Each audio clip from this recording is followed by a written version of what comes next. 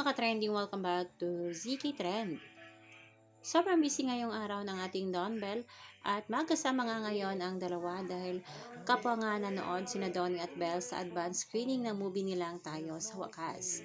Makikita dito na kasama nga ng Don Bell na nanood ang Ben and Ben at syempre sina Robbie at si Maki na kung saan nga ay nagbigay nga ang mga ito ng review patungkol nga sa movie ng dalawa. At itong ating Donnie at Belle ay nagpapasalamat rin at grabe rin ang black screening ng mga fans at umabot na nga sa 122 ayon nga kay Donnie. At mga kabablis, bukas na nga ang premiere night kaya naman sabay-sabay nating panoorin.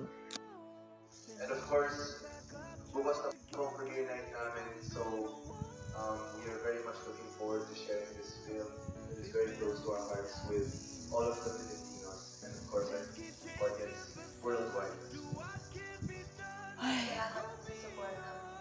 Sana po nagustuhan niyo po yung pelikula. Okay naman po ba kayo? Kaya sana po patuloy natin ipagmalaki kung sa inyo mga Pilipino. Filipino movie. Maraming salamat sa supportan niyo. And iyain niyo po yung mga kaibigan niyo. Lahat-lahat Kasi tulad mo. Totoo. Ano ka? We would like to say thank you as well for accompanying Ihit ka to, ihit sa gawas ko, ihit sa our gawas. screenings. Right now we have Ano, ihit sa gawas? 22 block screenings na po. Ihit sa gawas na, ihit sa gawas. Supporters and family members. Ihit sa gawas na.